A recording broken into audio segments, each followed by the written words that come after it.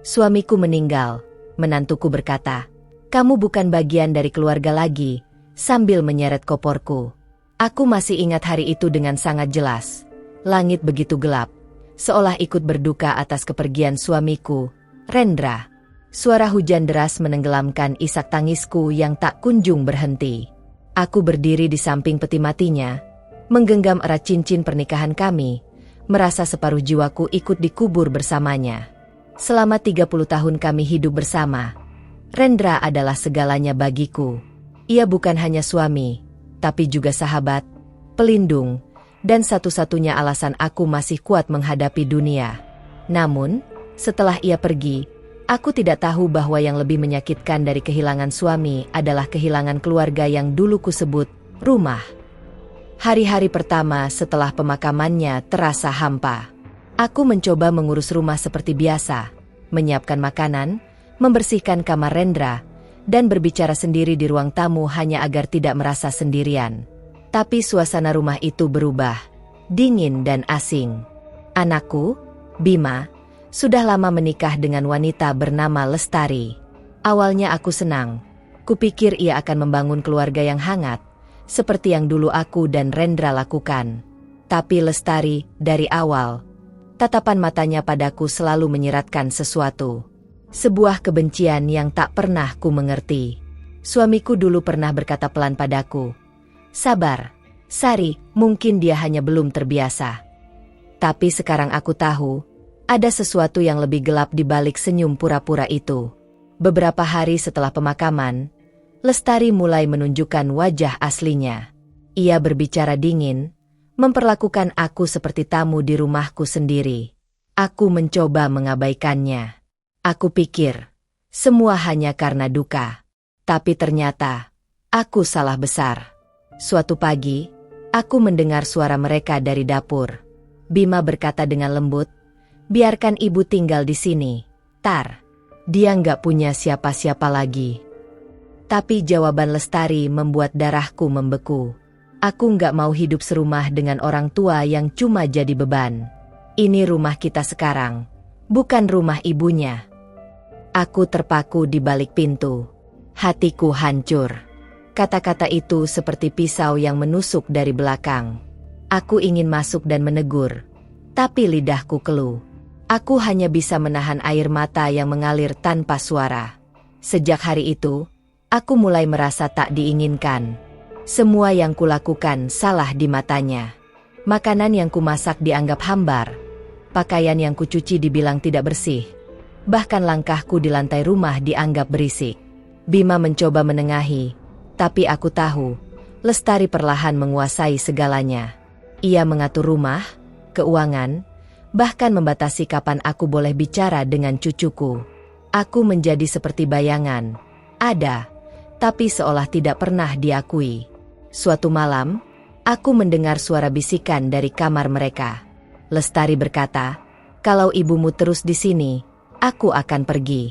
Aku nggak tahan hidup dengan dia." Dan Bima hanya diam. Diam yang membuatku sadar, aku sudah benar-benar sendirian. Keesokan paginya, Lestari menghampiriku dengan wajah dingin. "Bu, kami sudah bicara. Kami rasa ibu lebih baik tinggal di tempat lain. Rumah ini terlalu penuh." Aku menatapnya, mencoba tersenyum walau hatiku retak. Ini rumah yang kubangun bersama Rendra. Aku tidak punya tempat lain, jawabku pelan. Tapi ia hanya tertawa kecil. "Kamu bukan bagian dari keluarga lagi," katanya datar. "Suamimu sudah mati. Sekarang, yang ada cuma aku dan Bima." Aku terpaku. Kata-kata itu bergema di kepalaku. "Kamu bukan bagian dari keluarga lagi." Tanpa berkata apa-apa lagi, ia masuk ke kamarku, membuka lemari, dan mulai menyeret koporku keluar. Suara koper yang diseret di lantai seperti suara pengusiran. Seolah setiap gesekan itu berkata, "Pergilah, kamu tidak diinginkan di sini." Bima datang terlambat, hanya berdiri di sudut ruangan, menunduk, tidak berani menatapku. Aku ingin berteriak padanya, menanyakan di mana keberanian seorang anak yang dulu selalu berjanji akan melindungi ibunya. Tapi aku terlalu lelah untuk bicara. Dengan tangan gemetar, aku hanya mengambil foto lama. Foto aku, Rendra, dan Bima kecil di pantai. Foto itu satu-satunya kenangan yang masih bisa kubawa. Aku keluar dari rumah itu dengan langkah goyah. Hujan mulai turun lagi, seperti saat Rendra dimakamkan. Aku berjalan tanpa arah, membawa koper yang terasa lebih berat dari isi sebenarnya. Mungkin karena penuh dengan kenangan dan luka yang tak terlihat.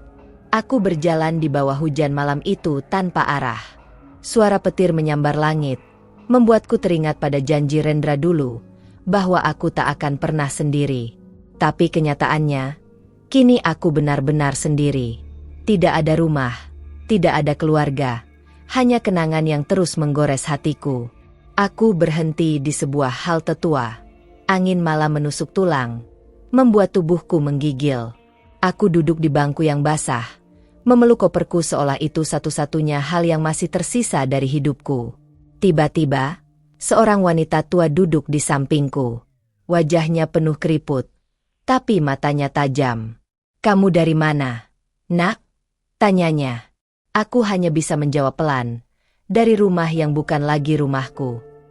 Wanita itu mengangguk, seolah mengerti. "Kadang keluarga bukan soal darah, tapi siapa yang mau bertahan di sampingmu saat semua meninggalkanmu," katanya. Kata-katanya menancap di pikiranku.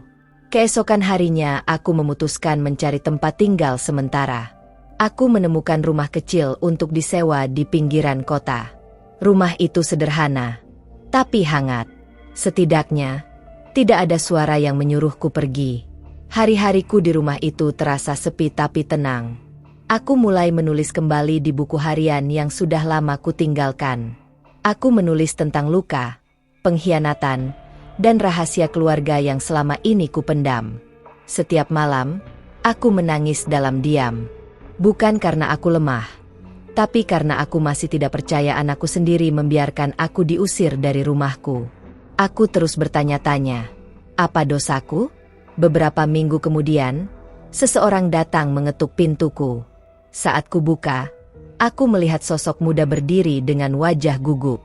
"Maaf, Bu, saya Andini, tetangga depan. Saya sering lihat ibu sendirian, jadi saya bawakan makanan." Kebaikannya membuat hatiku hangat. Kami mulai sering berbicara. Andini banyak mendengarkan ceritaku, tentang suamiku, tentang Bima, tentang Lestari. Ia terkejut mendengar semuanya. Suatu malam, Andini berkata pelan, "Bu, saya kenal seseorang yang tahu tentang keluarga menantu ibu. Katanya, ada sesuatu yang disembunyikan mereka." Aku menatapnya dengan terkejut. "Disembunyikan?" tanyaku. Ia mengangguk. "Ada rumor kalau Lestari punya hubungan dengan seseorang, bahkan sebelum suami ibu meninggal." Darahku serasa berhenti mengalir. Aku tak percaya, tapi hatiku gemetar. Aku mulai berpikir. Dulu, Rendra pernah sakit tiba-tiba, penyakit aneh yang tidak pernah jelas penyebabnya. Dokter bilang racun ringan, tapi kami kira itu karena makanan. Sekarang, semua terasa lain. Apakah mungkin kematian Rendra bukan karena takdir? Apakah ada tangan lain yang terlibat? Pikiran itu membuatku sulit tidur malam itu. Keesokan harinya aku memutuskan untuk mencari tahu. Aku pergi ke rumah sakit tempat Rendra dulu dirawat. Kutemui perawat lama yang masih mengingat kami. "Ibu Sari?" "Ya, saya ingat. Waktu itu hasil labnya aneh. Tapi keluarga menolak pemeriksaan lanjutan." "Siapa yang menolak?" tanyaku cepat. Perawat itu menatapku dengan ragu. "Menantu ibu," katanya, "tidak perlu." Dia bahkan menandatangani surat pelepasan tanggung jawab. Aku terdiam. Dunia seolah berhenti berputar. Lestari, mengapa dia melakukan itu? Apa yang sebenarnya dia sembunyikan? Aku berjalan pulang dengan langkah gemetar. Di sepanjang jalan, kenangan-kenangan muncul. Tatapan Lestari yang selalu waspada, cara dia melarangku mendekati suamiku saat di rumah sakit. Semuanya kini terasa masuk akal. Malam itu aku menatap foto Rendra lagi. "Ren, Apa aku terlalu buta selama ini? Bisikku. Tapi foto itu hanya diam, seolah tahu semua jawaban yang tak pernah bisa ku ketahui. Aku tahu, aku tidak bisa diam lagi. Aku harus mencari kebenaran, bahkan jika itu berarti membuka luka lama. Aku mulai menyelidiki diam-diam. Aku menemui teman lama Rendra, Pak Damar, yang dulu bekerja bersamanya di perusahaan keluarga. Saat ku sebut nama Lestari, wajahnya berubah serius. Sari, ada hal yang harus kamu tahu. Sebelum Rendra meninggal, dia sempat curiga ada uang perusahaan yang hilang. Dia pikir ada orang dalam yang mengambil. Dan orang itu, Lestari, kataku pelan, mencoba menebak. Pak Damar hanya mengangguk pelan. Rendra sempat mengumpulkan bukti, tapi tiba-tiba dia sakit. Aku menutup mulutku. Air mataku mengalir tanpa bisa kutahan. Jadi ini bukan sekadar kebencian menantu pada mertua. Ini jauh lebih kelam. Aku mulai menulis semua yang kutemukan di buku catatanku. Nama, tanggal, kejadian, semuanya kutulis rapi. Aku tahu, ini bisa menjadi satu-satunya bukti jika sesuatu terjadi padaku. Beberapa hari kemudian, seseorang mulai mengetuk pintu rumahku di tengah malam. Ketika kubuka, tidak ada siapapun, hanya sebuah amplop di depan pintu. Di dalamnya ada selembar foto, Rendra dan Lestari, berdiri terlalu dekat, dengan tangan mereka hampir bersentuhan. Di belakang foto itu tertulis, kebenaran selalu menemukan jalannya. Tanganku gemetar. Apakah ini berarti Lestari dan suamiku memiliki hubungan sebelum aku tahu? Atau ada seseorang yang ingin aku percaya begitu? Andini datang pagi itu dan melihat wajahku pucat. Aku menunjukkan foto itu padanya. Ia terdiam lama, lalu berkata, "Bu, mungkin ini bukan sekadar pengkhianatan keluarga. Ini bisa jadi sesuatu yang jauh lebih berbahaya."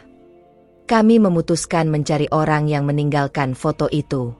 Tapi setiap kali kami bertanya di sekitar lingkungan, tak ada yang tahu. Sampai suatu malam, seorang pria tua penjaga toko berkata, "Saya lihat seseorang berpakaian hitam meninggalkan sesuatu di rumah ibu malam itu."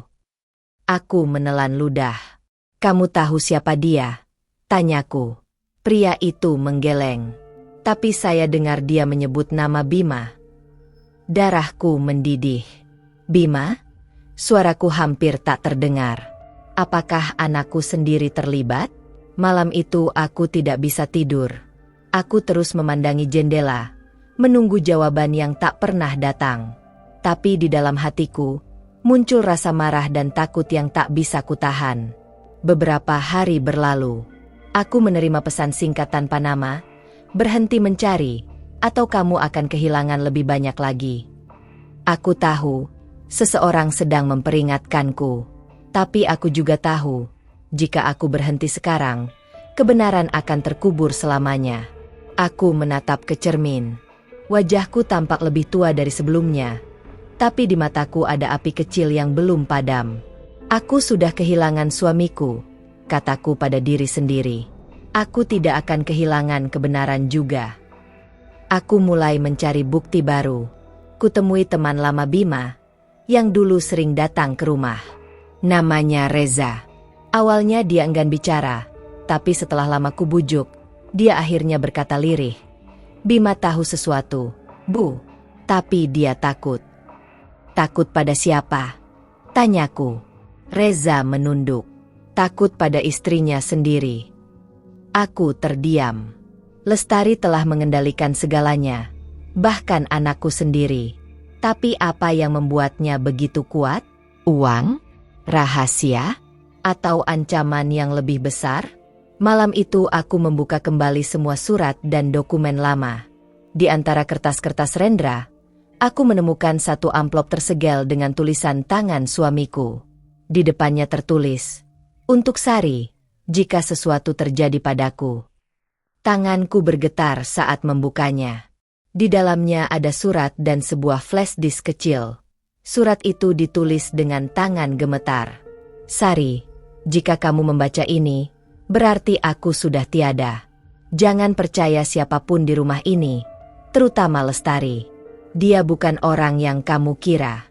Jaga dirimu, dan jangan biarkan mereka mengambil segalanya darimu. Aku menutup mulut, menahan isak. Air mata jatuh di atas tulisan itu, membuat tintanya sedikit luntur. Tapi pesan itu jelas. Rendra tahu sesuatu yang besar. Aku menyalakan laptop dan membuka isi flash disk itu. Ada rekaman video. Dalam video itu, Rendra duduk di ruang kerjanya. Wajahnya tampak lelah tapi tegas. Jika video ini sampai padamu, Sari, ketahuilah, aku menemukan bukti bahwa perusahaan kita disabotase dari dalam. Dan aku curiga Lestari terlibat. Tapi bukan dia sendiri. Ada seseorang yang membantunya. Seseorang yang kamu kenal baik. Video itu berhenti di situ. Tak sempat ia menyebut nama. Tapi aku tahu, yang ia maksud, pasti Bima. Hatiku hancur berkeping-keping. Suamiku tahu, tapi tak sempat melindungi aku. Anakku tahu, tapi memilih diam. Dunia seolah runtuh di sekelilingku. Namun di balik keputusasaan itu, muncul kekuatan baru. Aku bersumpah dalam hati, aku akan membuka semuanya. Meski harus berhadapan dengan darah dagingku sendiri. Aku menatap layar laptop yang kini gelap. Hening menyelimuti ruangan. Hanya suara detak jam di dinding yang terdengar. Jantungku berdebar keras. Bukan karena takut, tapi karena kebenaran itu mulai terbuka satu persatu. Aku tahu aku tidak bisa melapor begitu saja. Tanpa bukti lengkap, semuanya bisa berbalik melawanku. Lestari memiliki uang, pengaruh, dan kemampuan memanipulasi orang dengan kata-katanya yang lembut namun beracun. Malam itu, aku menulis surat untuk diriku sendiri. Surat wasiat. Kalau-kalau sesuatu terjadi padaku. Aku menuliskan segalanya. Nama, waktu, bahkan isi flash disk itu. Aku sembunyikan surat itu di bawah ubin kamar. Tempat yang hanya aku tahu. Keesokan paginya, aku menemui Andini lagi. Ia terkejut melihat wajahku yang pucat. "Bu, ibu sakit?" tanyanya. Aku menggeleng pelan. "Tidak, Din. Aku hanya sadar. Ini belum berakhir. Aku harus menyelesaikannya." Kami sepakat untuk menyelidiki lebih jauh. Andini mengenal seorang teman yang bekerja di bagian administrasi perusahaan tempat Lestari dulu bekerja. Lewatnya, kami mendapatkan salinan beberapa dokumen keuangan lama. Saat kubuka, mataku membesar. Ada transfer besar atas nama Lestari, tepat 2 hari sebelum Rendra jatuh sakit. Nominalnya cukup besar untuk membuat siapapun tergiur. Tapi dari siapa uang itu datang? Aku memperbesar cetakan digitalnya dan melihat nama pengirimnya. Bima Rendra Putra. Dunia seolah berhenti berputar. Jadi, anakku sendiri yang mentransfer uang itu? Andini menatapku tak percaya. "Bu, mungkin ini kesalahan sistem." Suaranya ragu. Tapi aku tahu, itu bukan kesalahan. Ini bukti bahwa Bima terlibat. Entah dengan sadar atau tidak. Aku merasa seperti mati 2 kali. Pertama, saat Rendra meninggal. Kedua, saat tahu anakku sendiri menjadi bagian dari permainan kotor ini. Hatiku hancur, tapi pikiranku tetap tajam. Aku tidak boleh goyah. Malamnya, aku mengirim pesan singkat ke Bima. "Kita perlu bicara. Aku tahu semuanya." Butuh beberapa jam sebelum ia membalas. Pesannya singkat. "Jangan lakukan ini, Bu." Aku menatap pesan itu lama sekali. Kalimatnya seperti peringatan atau ancaman. Tapi aku sudah terlalu jauh untuk mundur. Aku harus menatap matanya dan mendengar kebenaran langsung darinya. Keesokan harinya aku datang ke rumah yang dulu menjadi rumahku. Lestari membukakan pintu. Wajahnya tampak kaget tapi cepat berubah menjadi dingin. "Kau mau apa lagi?" katanya sinis. "Aku ingin bicara dengan Bima," jawabku datar. Ia menyilangkan tangan di dada, lalu memanggil suaminya dengan nada malas. Bima muncul dari dalam. Wajahnya tampak lelah dan tegang. Aku menatapnya dalam diam. Kenapa kamu lakukan itu? Tanyaku pelan. Ia terdiam, tapi matanya bergetar. Aku tidak tahu apa yang ibu maksud, katanya. Tapi aku tahu dia berbohong. Aku mengeluarkan salinan bukti transfer itu dari tas. Ini uang yang kamu kirim ke Lestari 2 hari sebelum ayahmu sakit. Bima menatap kertas itu dengan wajah pucat.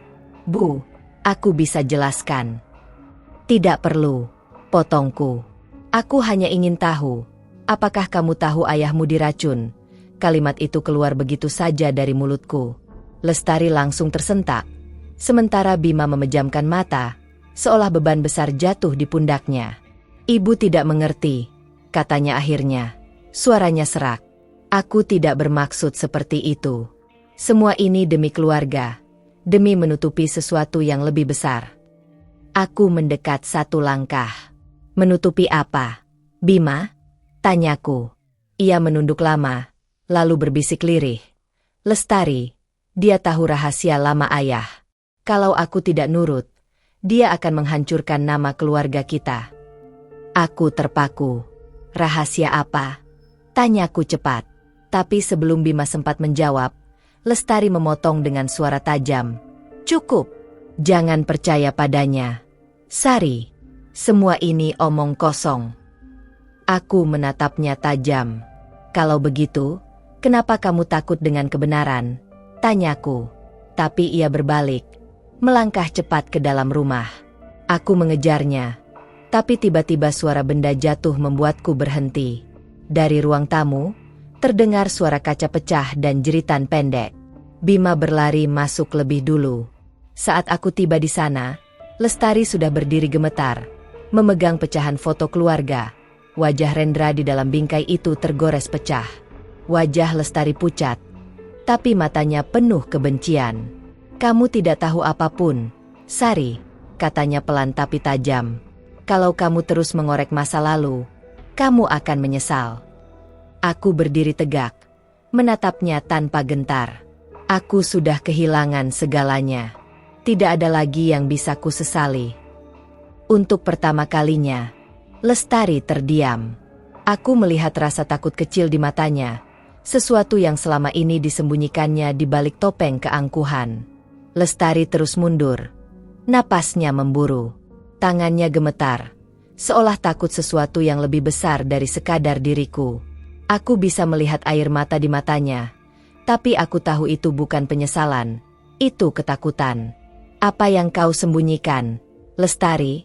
Suaraku meninggi, untuk pertama kalinya. Apa yang kau lakukan pada suamiku? Ia menatapku lama, lalu tersenyum miris. Kau pikir Rendra itu malaikat? Kau pikir dia setia padamu sampai akhir? Katanya, suaranya dingin seperti pisau. Dia menyembunyikan aib keluarga kalian selama bertahun-tahun. Aku terpaku. Aib apa maksudmu? Tanyaku dengan suara bergetar. Lestari menghela napas panjang, lalu berkata pelan, Rendra bukan hanya suamimu, dia juga ayah kandungku. Kata-kata itu menghantamku seperti petir di siang bolong. Dunia seolah berhenti. Aku menatapnya, berusaha memahami, tapi otakku menolak kebenaran yang baru saja kudengar. Kamu, apa? Bisikku nyaris tak terdengar. Lestari tertawa kecil, tapi air matanya jatuh. Ibuku dulu pembantu di rumah orang tuamu. Rendra memperkosanya, lalu meninggalkannya tanpa tanggung jawab. Aku lahir dari dosa itu, dan sekarang aku membalasnya, bukan padanya, tapi pada semua yang dia cintai. Aku hampir tidak bisa berdiri. Ruangan berputar. Nafasku tersengal. Jadi, kamu meracuninya? Tanyaku pelan. Lestari menatapku dingin. Dia pantas mendapatkannya. Tapi aku tidak berniat menyakitimu, sampai kamu mulai ikut campur. Bima berdiri di antara kami. Wajahnya pucat. Kau gila, teriaknya. Tapi Lestari menatapnya dengan tajam. Diam. Bima, kamu juga penakut. Kamu tahu kebenarannya dari awal, tapi kamu memilih diam karena takut kehilangan uang warisan. Bima jatuh berlutut, menangis. Aku hanya ingin melindungi ibu. Suaranya pecah di udara. Tapi kata-kata itu tak lagi berarti apa-apa. Segalanya sudah terlalu jauh. Aku melangkah pelan mendekati Lestari.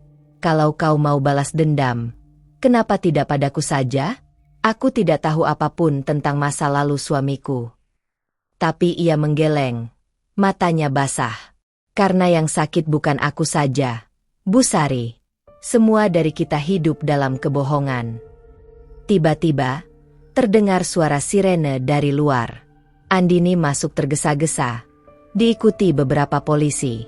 Bu, aku lapor setelah ibu tidak menjawab teleponku. Aku takut terjadi sesuatu. Lestari panik. Ia berlari ke arah dapur, mengambil pisau dari meja. Tidak ada yang akan mengerti aku, teriaknya histeris. Polisi menodongkan senjata, tapi aku berdiri di antara mereka. Lestari, tolong, cukup, kataku lembut. Kamu sudah cukup menderita. Aku juga. Jangan tambah luka ini. Air mataku jatuh tanpa bisa kutahan. Aku tidak akan membencimu. Aku hanya ingin semuanya berakhir. Beberapa detik hening. Lestari memandangku, lalu menurunkan pisaunya perlahan. Tapi sebelum polisi sempat mendekat, ia berlari keluar, dan suara rem mobil keras terdengar dari jalan depan. Semua orang berlari keluar. Tubuh Lestari tergeletak di jalan. Darah mengalir di sekitar kepalanya. Matanya terbuka, menatap langit yang mendung. Aku cuma mau diingat, bisiknya pelan sebelum napasnya berhenti. Aku berlutut di sampingnya, menggenggam tangannya yang dingin. Kau akan diingat, nak, kataku lirih. Tapi bukan sebagai monster. Sebagai anak yang terlalu lama hidup dalam bayang-bayang kebohongan. Bima menangis keras di belakangku. Polisi membawa tubuh Lestari pergi. Langit mulai meneteskan hujan, seperti saat Rendra dimakamkan dulu. Lingkaran itu seolah terulang lagi, tapi kali ini, aku tahu semuanya sudah berakhir. Beberapa minggu kemudian, aku kembali ke rumah kecilku. Di meja, masih tergeletak foto lama kami bertiga. Aku menatapnya lama, lalu berkata, akhirnya aku mengerti, Ren, bahwa cinta dan dosa kadang hidup dalam keluarga yang sama. Aku menutup buku harian yang selama ini kutulis, menatap halaman terakhirnya, dan menulis satu kalimat penutup. Tidak ada rahasia keluarga yang bisa dikubur selamanya. Karena pada akhirnya, darah akan selalu mencari kebenaran. Aku meletakkan pena, tersenyum samar, dan menatap jendela tempat sinar matahari menembus masuk. Untuk pertama kalinya dalam waktu yang lama, aku merasa damai. Dan itulah akhir dari kisahku. Kisah penuh air mata, rahasia, dan penyesalan yang akhirnya menemukan kedamaian. Setiap luka meninggalkan jejak, tapi juga mengajarkan arti ketulusan dan keberanian untuk memaafkan. Terima kasih sudah mendengarkan ceritaku sampai akhir. Aku tahu, cerita ini tidak mudah, penuh emosi, amarah, dan kebenaran yang pahit. Tapi jika kamu sampai di sini, berarti hatimu kuat, dan aku berterima kasih untuk itu. Kalau kamu menyukai kisah ini, jangan lupa untuk tekan tombol suka dan tinggalkan komentarmu di bawah. Aku ingin tahu, bagaimana perasaanmu setelah mendengar cerita ini? Apakah kamu pernah merasakan luka yang sama dalam keluargamu? Dukungan dari kalian sangat berarti bagi kami untuk terus menghadirkan kisah-kisah penuh makna dan emosi seperti ini. Jadi, jangan lupa untuk subscribe dan aktifkan lonceng notifikasi, agar kamu tidak ketinggalan setiap kali cerita baru hadir di channel ini. Sampai jumpa di kisah berikutnya. Karena setiap keluarga punya rahasianya sendiri, dan setiap hati punya cerita yang belum terucap.